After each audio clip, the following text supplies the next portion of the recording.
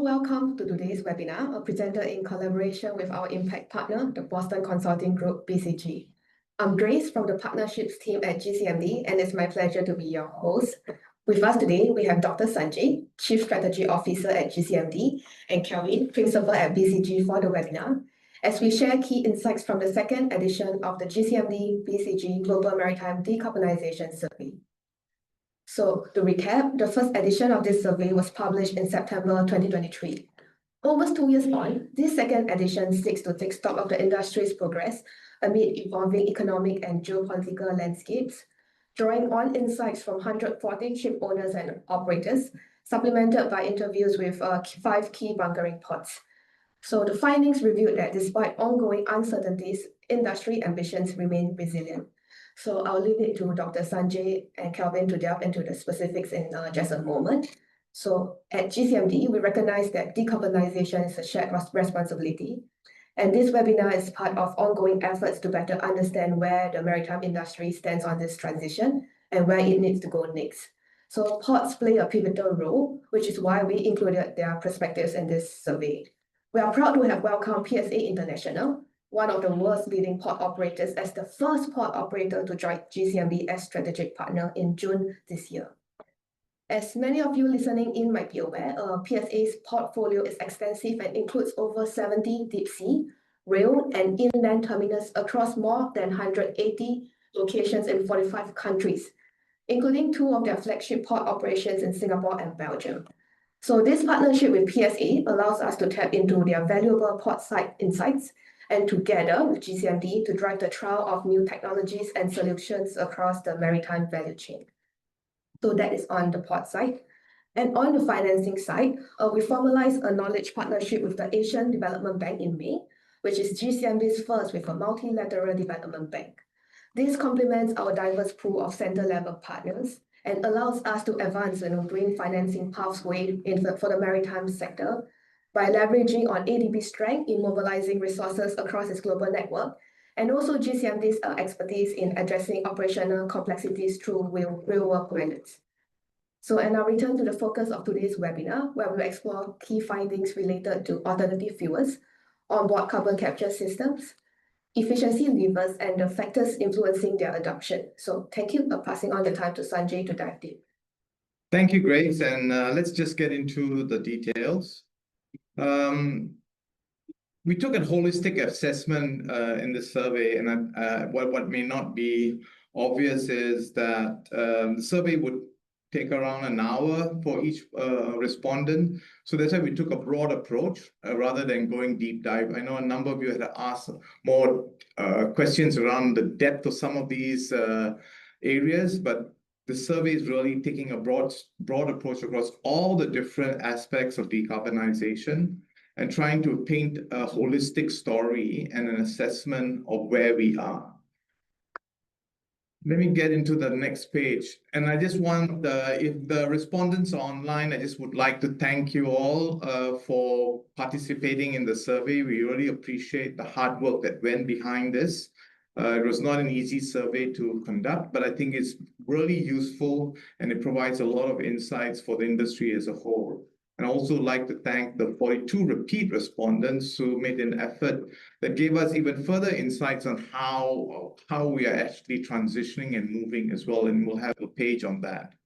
One thing about the survey is we also tried to make sure that it had global coverage. It covered a lot of vessel types, and it also represents not just the large vessel owners and operators, but also the small and medium-sized vessel operators. As Grace mentioned, this year we had an additional aspect of the survey, which is to include ports. We have some major ports across the various continents that is involved with bunkering. And I think the insights from their response is also going to be very interesting if you haven't read the survey. Now, the regulatory landscape has changed quite a bit over the last couple of years in a very positive way. There's been a lot of positive efforts coming out from the IMO with a number of policies around CII, EXI. up the ambition or GHG reduction targets to zero emission by 2050. And we also began to adopt this idea of a life cycle assessment guidelines, which is very important, as we then don't just look at what's happening in the shipping industry, but we also look across the various ecosystem from production all the way to use. And this is very important to make sure that the net abatement across the entire value chain actually benefits the environment and not just the sector itself. In recent years and recent months, actually, we also had the GHG fuel intensity pricing framework that has also provided some guardrails, and we'll have a page on that just to have a short discussion on that. The EU has also been one of the front runner regions that providing more guidelines, and so that there's easy decision making for those in the operating vessels. However, on this background, there has been a lot of geopolitical and macroeconomic pressures, and you're aware of the pause incentives in the US, and that's still changing with the big, beautiful bill. Global tariff backdrop, we still don't know where it is going to land. There's still geopolitical instability in Ukraine and recently with the conflict in Iran. And of course, across the board, most countries are grappling with the cost of living concerns. And this also impacts the ability to share the cost of the decarbonization efforts in the value chain. Nevertheless, ambitions still remain resilient. We did a comparison between the two surveys, and there's upward trend across the board, right? From prioritization to net zero targets to abatement roadmaps. And you can see the abatement roadmap shows, at least internally, there's a lot of commitment to really understand and map out how this transition is going to happen for individual companies. And this is also backed with an increase in dedicating resources and teams to think through and evaluate the options for the vessels and the vessel fleets that the owner-operators operate. This gives you a snapshot of what happened with MEPC 83, but important note is this survey was done before this. So now that we have these frameworks in place, it's going to be quite obvious that accuracy in calculating your GHG fuel intensity is going to be very important, right? The methodologies that IMO come out is going to be very critical because either you're above or below the line, whether you're understating, whether default factors will understate or overstate your GFI values, it's going to have a financial penalty. So all the more there's going to be a need for more accurate calculations on where your GHG fuel intensity is, and how you transition your fleet based on age, based on trade routes, availability of fuels at the ports that you visit. All this is going to be factors in when ship owner and operators make their commercial decisions, whether it makes sense to either invest in technological efficiencies or even fuel swaps going forward. But at least the glass is half full. We have some guidelines to operate, and we can start navigating with a bit more certainty on the commercial impacts of making those decisions from these pricing structures. The other thing is what we also notice from the survey is whilst a lot of there's widely adopted levers tend to continue to increase, the penetration rates are much less so. So if you look at the fuels, for example, we have an increase in bioblend fuels by almost doubling. Methanol has doubled. And I think part of the reason for this is really for ship owners and operators to really understand what it takes to actually do this fuel switch. So whilst they have adopted, it hasn't kind of penetrated the entire fleets, as you can see on the right side of the chart, where we actually then comment on the level of penetration. So I think the adoption, whilst high, has been more for experience, training, and learning what it takes, understanding the supply chain, the commercial realities. the true impact will need to come from greater penetration across the fleet. And this is what we hope to see now with the GFI framework in place. There will be easy understanding and a better decision making. On the nascent, less adopted technologies, again, the trends are there, increasing more from how to operate, getting the crew ready, to make sure they're well trained to operate these new assets, but penetration still remains low, which means the upside for decarbonization across the sector, there's a long way to go, but there's a positive momentum in that direction. The other thing we also kind of noticed from the survey is this need to level the playing field. And as you can see, regulatory compliance does that, and it allows the all ships to rise with the tide, so to say. So I think leveling the playing field is going to be a very important a lever to be used across the sector, and we hope to see more of this adoption going forward. There's always the need for financial incentives because the delta cost of change is still going to be high. But I think this needs to be balanced against whether the cost of change has to be kind of shared across the value chain so that the financial incentive, the burden on financial incentives are not so great, but it's a shared burden across the board.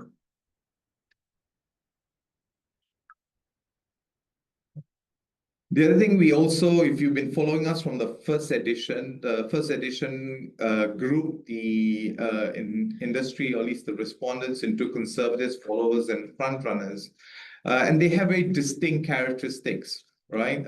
For the conservatives, as you know, whilst they're trailing behind, their concerns is really initiation-based. What we mean by that is even begin to understand what it would take to actually do the transition. So there's always a limited awareness and of which lever should they actually use, or whether the lever is even present. The followers are strong, and they're beginning to assess the kind of technologies they can use, but that's where knowledge constraints in performance and returns bogging them down from making the step forward into where we would like them all to be in the front runners. The front runners are not without any challenges. They have implementation-based concerns, and whether ports are ready, whether the infrastructure is ready, whether the crew is trained and ready, and guidelines and safety procedures are in place. These are the concerns for the front runners who want to move in the new direction, but it's going to be limited. High CAPEX requirements still needs to be addressed, whether from new business model, new financing models. But this is what's on top of mind for the front runners.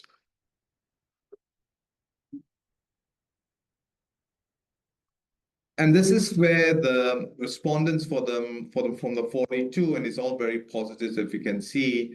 Overall, everyone has moved forward. And some, as you know, conservatives, 3 have advanced to become followers, 2 have actually advanced all the way to become front runners based on the criteria that define them in the survey. But you can also see the movement from followers to front runners, and the front runners did not fall behind and regress to not doing certain activities that would put them in the followers part. What we also tried to do is analyze these 42, whether there was any indication that whether they were large fleet owners, any vessel type, and any region that was more, how would you say, more ready to actually move across. But we couldn't find any trend. So it looks as a general movement across vessels, fleet sizes, and regional across these 42. So which is better news if you ask me. It means the whole industry is moving forward. And it's definitely a mark of leadership within these organizations that are committed to meeting the zero emission goals by 2050, that they've actually taken the bold step forward. I'm going to leave you here and leave you with Calvin now to take us to the next section of the presentation. Calvin, over to you now. Thanks, Sanjay. Hi, everyone. Thanks for joining the webinar today. My name is Calvin. I'm a principal at the BCG Singapore office and one of the co-authors of the survey publication. What I'll be doing now is going through each of the 3 groups of decarbonization solutions in more detail, and I'll be starting with low carbon solutions. So if we move to the next slide, here we see adoption of fuel by archetype, right? And it's not surprising that we see highest adoption in alternative fuels such as LNG and bio-blended fuels, as these are the ones that are most mature in terms of supply chain, fuel availability, and infrastructure. And for these, we see that the gap between frontrunners and followers are much narrower than the rest of the field. If we move to the right on methanol adoption, that is still very, very limited, even among frontrunners. But what's encouraging is that even among followers and conservatives, already around 1/5 of respondents do have a plan to adopt with a timeline in place. Ammonia, of course, as you know, is still lagging, but there is still promising signs that quite a few of these respondents do have plans to adopt. Moving to the next slide, we talk about challenges, right? Starting with biofuels and methanol. A common theme, right, across all archetypes for challenges is commercial viability and the lack of incentives from government as the main concern. What is slightly different for frontrunners and followers from conservatives is that for these 2 groups, they also quoted supply side limitations as a top 2 challenge. On the next slide, we look at the survey responses. If we go to the next slide, survey responses on the challenges regarding ammonia. Again, a common theme is commercial viability across all archetypes, all 3. The key difference that we see for frontrunners and followers is that safety considerations is additional major challenge. What this hints is that these 2 groups are more mature in the thinking of the implementation and the operationalization of ammonia as a ship fuel in the next years. Moving to the next topic on the next slide on OCCS, right? If we go to the next slide, here we see that although there's been a little bit of a decline, OCCS remains moderately important. There is a shift, right, in terms of the median year of adoption, right, going back by 2 years from 2028 to 2030. We see this shift back coinciding with a couple of factors. Number one, we have seen from the survey results that there's increased confidence in ammonia's long-term potential, and higher adoption of ammonia, of course, reduces the need for OCCS. Secondly, we do see a persistence in challenges, especially around infrastructure availability and cost, still continuing from the last survey we did 2-3 years ago. Moving to the next topic on TOL, which is the third and final group of the decarbonization levers. On the next slide, we see that adoption has increased across the board compared to the last time we did the survey. I think there was a question in the chat group, right, on whether those who are adopting, are they adopting more than one lever? The short answer is yes, right? Like we see, like if we add up the percentages, a lot of this will exceed 100%. So there is a trend to adopt more than one lever, right? Especially for the less nascent levers that you see on the left. So let's go into, like for the more nascent levers, right, on the right, like what are the challenges? And this we'll cover in the next couple of slides. So we move to the next slide. So the common, so let's go here a little bit more one by one, right? There's a little bit more nuanced difference. If we start from the far right, from the conservatives, right? What we hear from them is that they face knowledge and information gaps in terms of awareness of available solutions, in terms of understanding which solutions are most effective. Now, if we go to the followers, there is still information gaps, but more on which solutions work best, as opposed to just awareness of available solutions.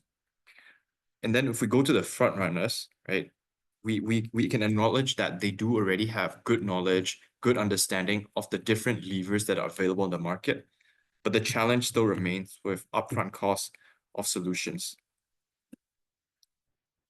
And then on the next slide, right, I think if we take a step back, right, when we think about decarbonization of maritime, decarbonization of shipping, it's important to consider the broader ecosystem and the supporting infrastructure around it. And this is where ports come into play, and which is why we interviewed 5 of the top global bunkering ports. In terms of interest and intention, no, there is interest and intention, right? We found that ports were mostly supportive. All of them actually already enforce some sort of green incentives, right? And they recognize their role in providing bunkering for low carbon fuels. That being said, they are faced with a chicken and egg dilemma. What we hear from them, right? And what we also need to caveat here is like the surveys and the interviews were conducted before the MEPC 83 outcomes, right? So what we heard is unclear demand signals, right? Which makes ports reluctant to invest, especially in low carbon fuel infrastructure and in OCCS infrastructure. And this is where the chicken and egg happens, right? And without the infrastructure in place, ships are also hesitant to go into low carbon fuels and OCCS.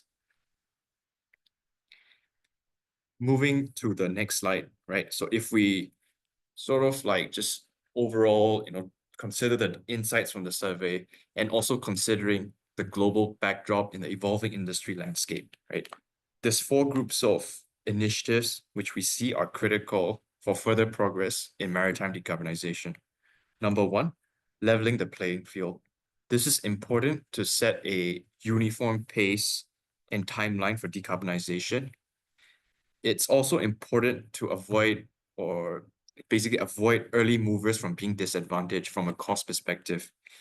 And we can acknowledge that the global carbon pricing framework from IMO is a step in the right direction.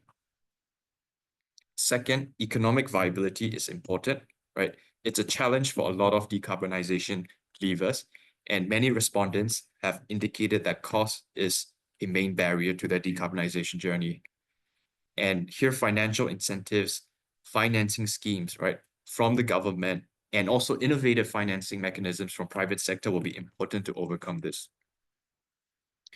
Third, demand signals are very important, critical for infrastructure investors, infrastructure developers.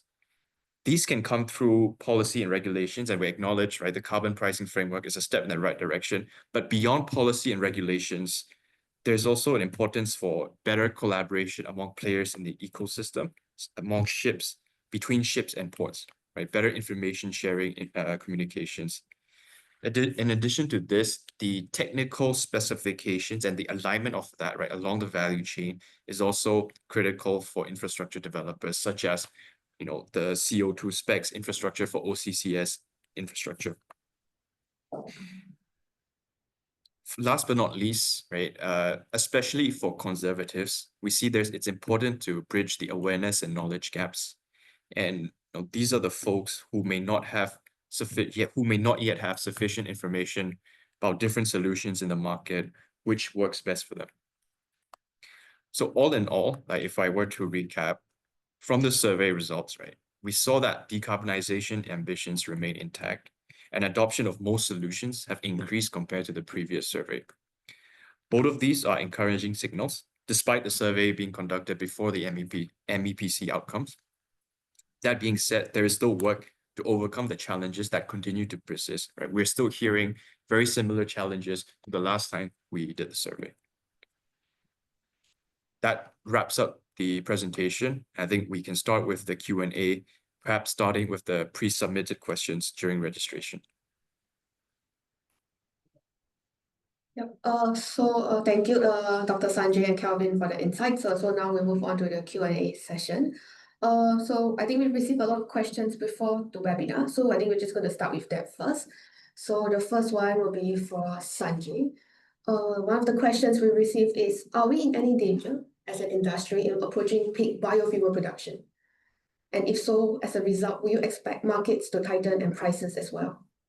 No, it's a great question, and I think it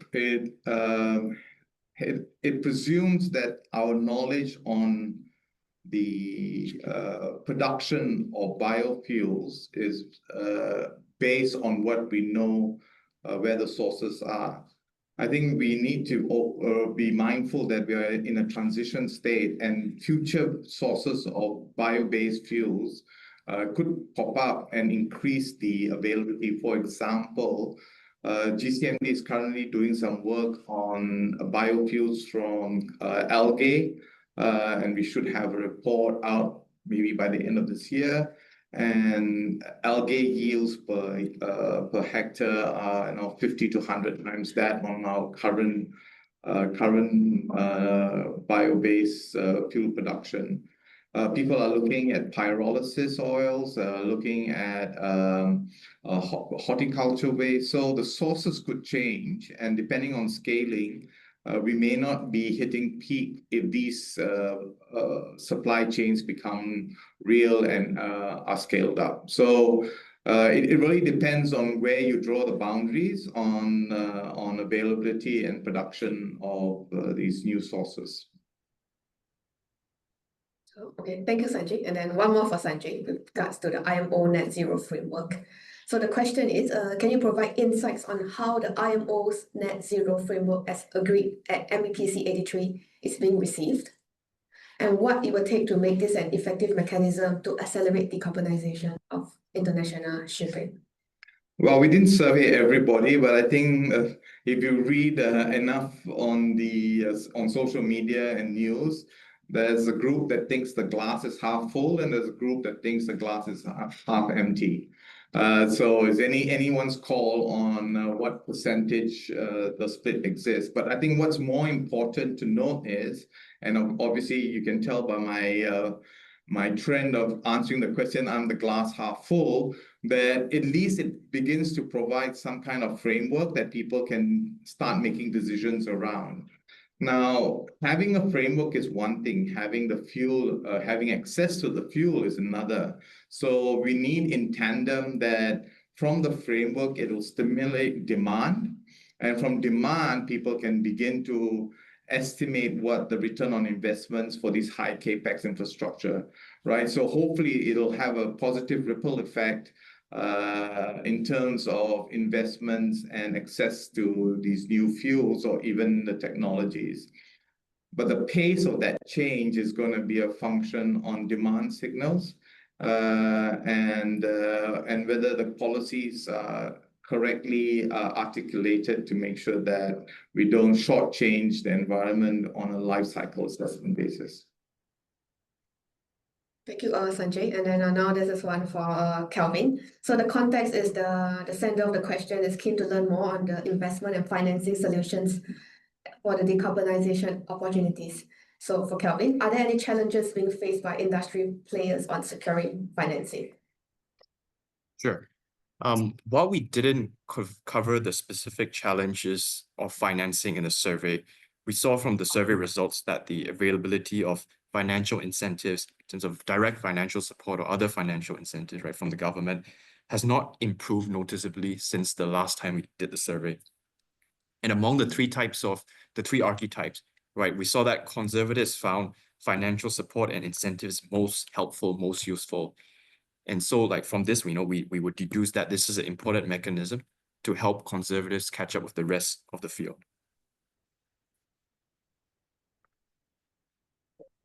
Yeah, so now I think just we move on to some of the Q&A questions that were posted during the webinar. So I think this one is for Kelvin as well. So the question is for front runners, is there a premium payable from charterers to compensate for advanced decarbonization technology? And as well as the accommodating high costs. Yeah, I think this issue is not unique to front runners, right? It's for everyone. Like with the carbon pricing framework that's coming up, right? There is now a dilemma for ships like, okay, do we pay the carbon pricing, or do we go for the decarbonizing solutions which come with costs, but then you avoid paying the penalties, right? And then of course folks will choose which one has a better business case. And then with the increment in costs, right, we would expect this to be split or shared between the ship charterers and also further down the value chain, ultimately with even end consumers, right? So there is that sharing that needs to be distributed right across the value chain. And if I sort of reference to like one of the BCG publications that my colleagues did a couple months ago, in terms of the green premium, right, that cargo owners are willing to pay, well, that has increased over time. We're seeing a deceleration in the growth, right? So that's important to note. Yeah, so as you can see, Sanjay is also typing some responses inside the chat. We have a lot of questions, so maybe you can refer to some of that as well. But the next question we would like to answer is hearing that parties are having to better the upfront capex and the overall economic viability of OCCS applications. So then the question is, are we saying that all the known current OCCS opportunities are a cost as opposed to positive revenue model? Sorry, which question is this? I'm trying to understand the question again. Is it on It's on live. from David? No. From David?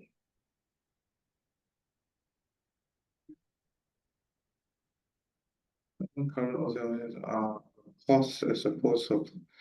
Well, it's a great question, David. I think OCCS in itself is not a solution, on a standalone solution. It's a system of systems solution.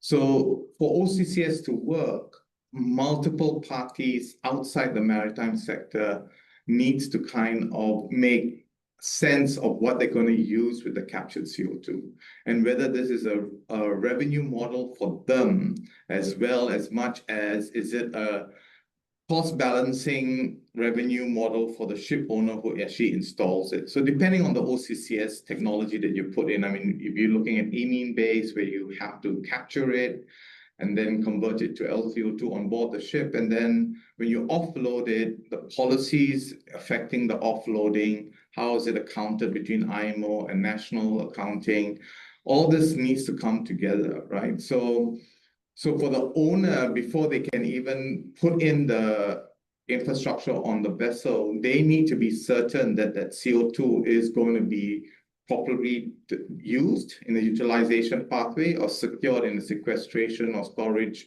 pathway. Otherwise, the net abatement opportunity isn't apparent, and IMO may not give you credit for it, let alone the other taxation mechanisms.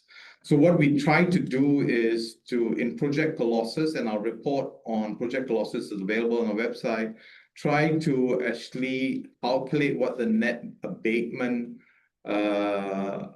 potential from these various pathways from OCCS. And I think that's important to actually look at first before you worry about whether it's a cost or revenue model, because if you can't clear the hurdle of net abatement from a GHG perspective, then whether it's cost or revenue, it will not come into play. I think once you can establish that, then you can work out between the parties where the revenue is and how the cost is actually recovered.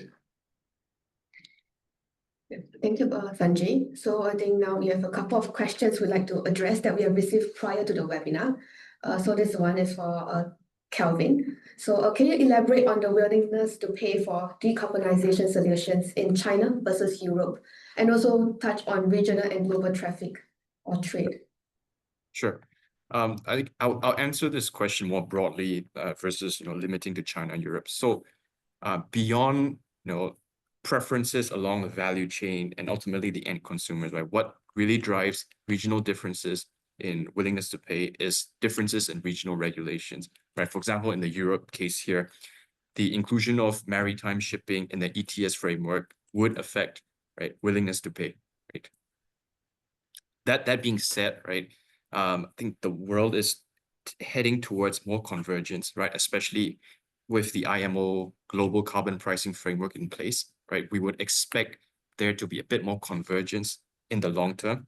And from a policy regulatory perspective, right, in the spirit of making decarbonization global, right, that leveling the playing field globally is an important element. Thank you, Kelvin. And then one more. So just want to touch on the forecast for the low carbon or zero carbon fuel for shipping, including on biofuels. Sure. on this one, right? Any forecast that was done before April now needs to be reevaluated. So I'm not going to try and do a crystal ball exercise here, but a few thoughts and reflections. Generally, right, with the carbon pricing framework, we would see upward demand pressure on all low carbon fuels, generally speaking. Also some important nuances, right, with the sort of escalation or like increased stringency in the threshold on when you pay penalties. Right? And by 2035, right, we expect only, in terms of major fuel types, right, only e-methanol, e-ammonia to be in the reward zone under the framework. So in terms of relative terms, right, an even bigger boost for these fuels, which are zero or near zero emission. Thank you, Calvin. And then we probably just, on the topic of biofuels, I think we can touch on one question from Paul Gorey, which is asking some work on third and fourth generation biofuels, including algae and pyrolysis oil. How feasible do you see this as being scalable to meet required demand from shipping? So I guess Sanjay is working a lot hard to answer this question.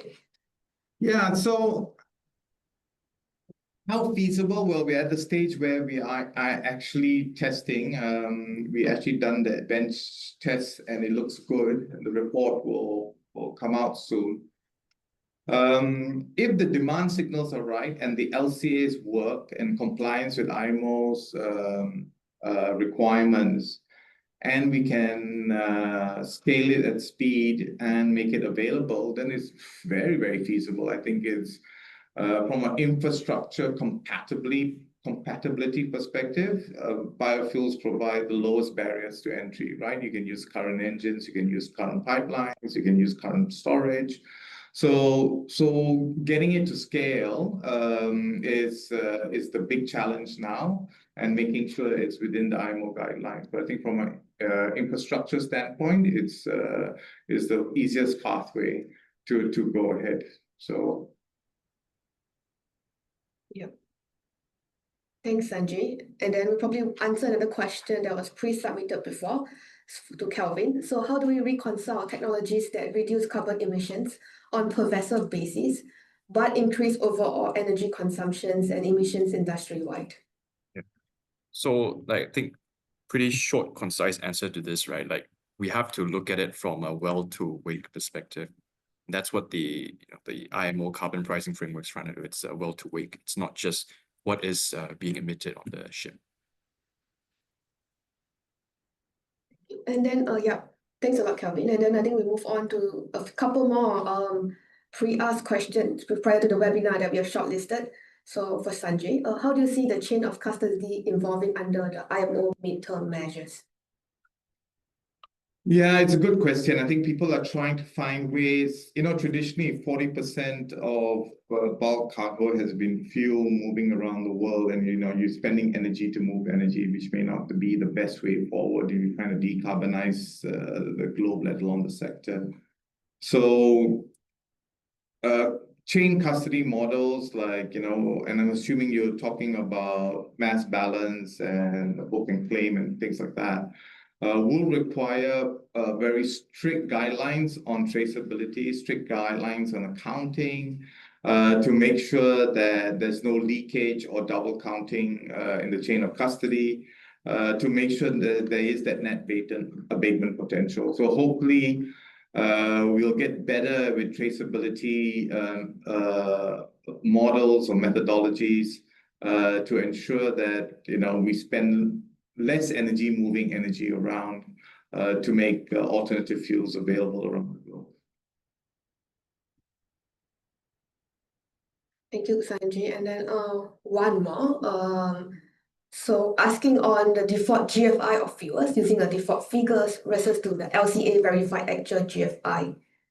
So the comment is by doing default, we are encouraging high GHG emissions fuel producers, which does not decarbonize. So any thoughts on this, Sanjay? Yeah, no, completely agree. I think I had a LinkedIn post late last year or early this year where we had data from some of our work that we did on the drop-in biofuels that the default numbers for transport, you could either overstate or understate the actual position depending on where your supply chain is coming from and the size of the cargo that you carry. So I think default numbers were important to get the ball rolling, but as we get better with our methodologies and we have digitalization now penetrating the maritime sector, combination between methodology and data, we can get more accurate and move hopefully away from default numbers. But in the interim, we'll have to use it. But there is a danger of overstating and understating.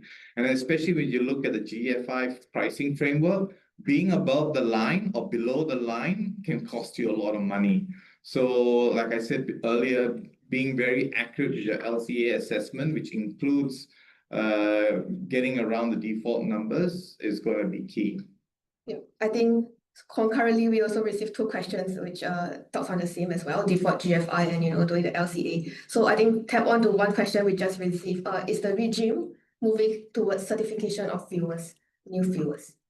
Yeah, I mean, you have to, right? There must be a common methodology that everyone agrees to, so there's no dispute, especially now when you have a pricing framework or a taxation framework. Having clear and transparent methodologies and to enable the policy to be executed well is going to be very critical. Thank you, Sanjay. And maybe one for Kelvin. So one question from Arvin is, given that ports are expected to invest heavily in infrastructure to support future fuel bunkering, say ammonia, hydrogen, methanol, and how do they justify those long-term capital-intensive investments when the fuel supply chains are still uncertain or not yet in place, Kelvin? Yep. This is actually a very tricky question to answer and problem to solve for, right? Like if we are able to solve this, a lot of the decarbonization issues will be past the barriers. So here, a couple of things, right? The demand signals is super important. A lot of that has to come from regulations, policy, right? Because it does cause a chain reaction, right? Up the value chain. So that's important. Alignment in infrastructure specifications along the value chain is important. And ultimately, communications between different parties, right, along the value chain, right, in the supply chain, right, more open communication, sharing, that's going to be critical. So, I mean, overall, no easy answer, but the short, sort of simplistic way to look at it is demand signals from, that's a lot of it's driven by policy and better open communication platforms along the value chain, along the supply chain. I think now, thanks, Kelvin. And then I think we'll take a question from the webinar. This is from Tron Johnson, which is our friend at Syntef. So regarding the increased implementation of wind-assisted propulsion, can you elaborate on the real numbers behind this and how many ships have installed sails and how much fuel savings have been achieved? So I think Sanjay will be answering this. Yeah, thanks for the question, Tron. That's the work that's actually ongoing actively at the moment by one of my colleagues, Shane Balani. And this is a very important aspect, right? Because the ability to actually measure savings as part of the Pay As You Save program that we are initiating is very critical. So I think today there are about 50 ships around there that has trialed different types of wind-assisted solutions, more from a learning perspective rather than commercial expansion. And that's getting better. I think you'll see a growth in orders for Blue, I believe. And it's really kind of dependent on the trade routes that these vessels operate on, and the ability to verify the savings for proper return on investments. I think today, maybe on order, there's more than 100, but less than 200 on order on various solutions for the wind-assisted technologies. But the International Wind and Shipping Association has more accurate numbers on this, and we're quite happy to put you in touch with Gavin Allwright, to give you more details on the range of technology that's being considered and the shortcomings and the positives. Thanks for the question. Thank you very much for the question, Tron. And then now we will just take one more from Captain Rahul from VPS. So the question is, the cost of new technology for decarbonization is still an issue with ship owners. And then how do we reconcile this with the fact that front runners are also taking the lead, but not all of them? Yeah, Cap, thanks for the question. I think there are two parts of this the journey, right? One is understanding the technologies that you're going to adopt. So the front runners have taken the bold step of understanding the technology from an operations standpoint. What is the impact on the crew? Can they actually measure the performance so that they can actually evaluate the return on investment, so they can make the better decision whether they kind of put it across their fleets? So even for the front runners, we across the board, we see much less penetration, but the adoption has been more for learning and understanding so they can make the next step.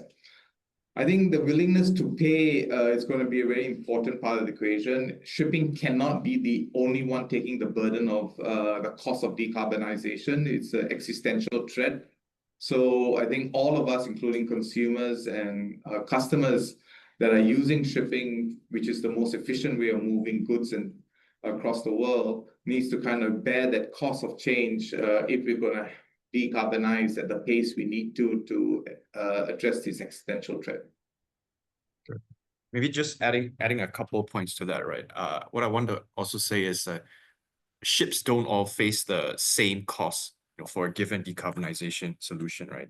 It might be influenced by region and the routes, right? Because of heterogeneity in regulations and policy today, number one. Number two, the characteristics of the shipping company may also affect the cost, right? Like very simple way is to show this is larger fleets, right? They could potentially benefit from economy of scale. So there is that also difference in cost between different shipping companies. Yeah, it's a good point, Kelvin. I think also to add to that is the commercial arrangements between liners and those on tram trades, right? So it's a different cost structure for them as well. Yeah, in the survey, we saw the shipping companies that had fixed routes, right? They were more willing to take on decarbonization solutions. Of course, this is a very general statement, general trend. Yeah. There's a question from Arnold on fuel cells. Maybe I'll just take that, and maybe Kelvin, you can add on. There's no doubt there's high efficiency fuel converters, right? At the end of the day is your marginal abatement costs to bring it down so that you can actually abate on a life cycle basis, right? So there's multiple factors to the adoption of fuel cells, just not only just its efficiency. And I think the promise of fuel cells has been there for more than 2 decades. I think we need to get to the point that it becomes just not more efficient, but it's a more cost-efficient way. And from a fuel perspective, even if you want to use methanol, the methanol has to be low carbon, or methanol as well as ammonia has to be low carbon, and your hydrogen has to be low carbon, right? So you have to take the holistic view of all these energy converters, not just fuel cells.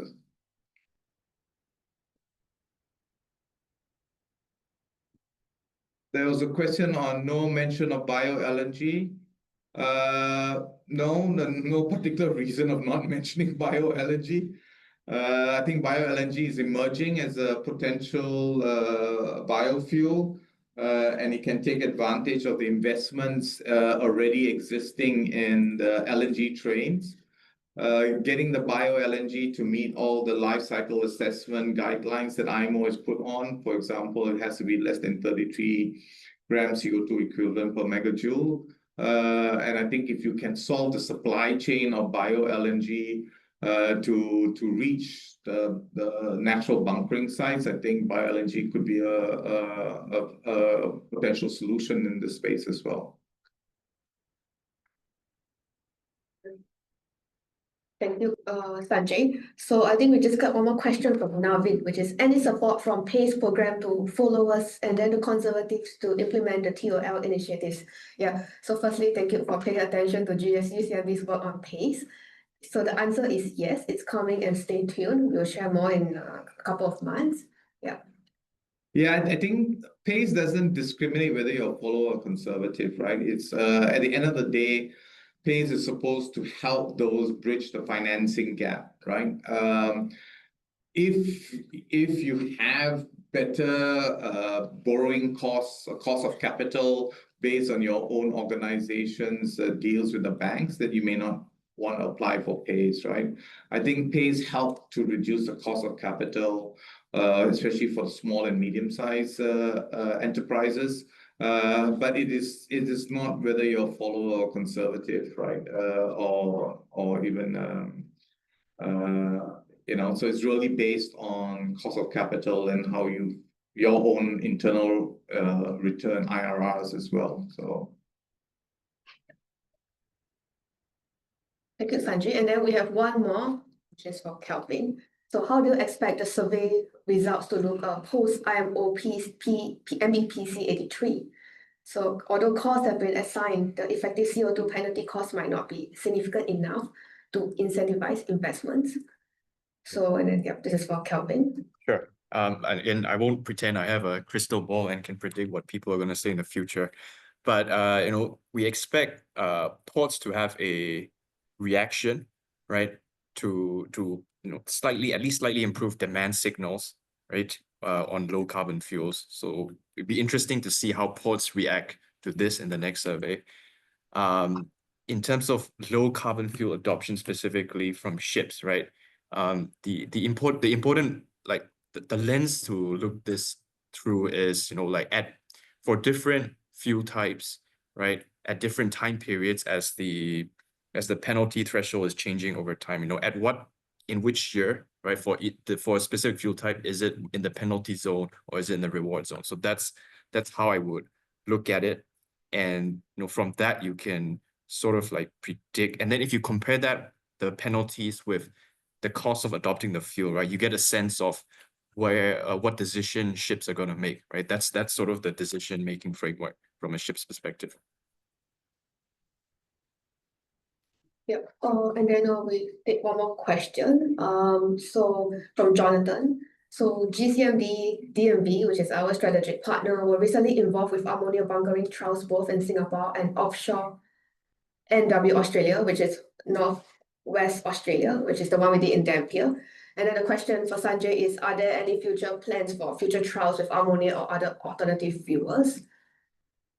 yeah, sure. I think we need to define what are we piloting and trial, right? This is very important. It's just not doing trials for trial's sake. And, what are the gaps we're trying to close when we do these trials? I think every trial that GCMD has been involved in has a very specific outcome that we want to achieve. Not just saying we have done it, but we have done it and learned A, B, C, D, E. So if there's other things that we need to close the gap on, be it knowledge or building confidence or in the ecosystem, then there would be likely trials to happen to demonstrate that it can be used safely, it can be transferred safely across the various parts of the ecosystem, from storage to bunker operators and into the vessel. But I can't say for now whether there is going to be or there isn't. I think a lot of ports are looking at it, trying to decide how much can they actually be involved with supplying alternative fuels, and should there be a need, I think GCMD is always ready to kind of step up and help work these trials out. Thank you very much, Sanjay. Yeah. I think we can take one last one Sure. from Anders, which is something that Sanjay is also very familiar with. It's one of the operational efficiencies that we talk about, which is hull coatings. So Anders' question is how performance solutions, including high performance anti-fouling coatings in combination with proactive hull cleaning, is a very cost-effective way of reducing emissions. And how do you consider this contribution from more efficient hull and the impact on the introduction of low carbon fuels? So I said it's positive and positive, which is good. Yeah, but No, I mean, okay, at least from GCMD's perspective, we are technology agnostic, right? So any solution that performs and brings down the consumption of fuel per se, never mind about low carbon fuels, just bringing down the consumption of even fossil fuels today is a win, right? It wins more if you can bring down the consumption of low carbon fuels. And this is specifically important because low carbon fuels have a differential volumetric energy density, which means you will need to use more of it for the same transport work, right? So therefore, all hands on deck, so to say, when it comes to energy efficiency and better hull performance. I think it range anything between 2 and 5% max. But don't be distracted by the small numbers. Every percentage counts in the long term when you kind of do a cumulative multiple solution onto a vessel to bring down the carbon footprint. So yeah, so we think it's important. Every bit of effort is important, regardless of the percentage, right? I think the adoption costs and the abatement costs, and now with the GFI, will all come together to make sure the total cost of operation is on the positive side of your P&L. Of course, balancing this with your freight rates that go all over the place. But at the end of the day, shipping has to at least make some money, to be sustainable and to be around long enough to deliver its promise. Thank you very much, Sanjay. So this is the last question that we'll be taking. So again, I want to thank Dr. Sanjay and Kelvin for joining us in today's GCMD BCG webinar. We'd like to thank the audience, for taking the time. I know it's summertime in Europe, so thank you for waking up on an early Sunday morning. Yeah.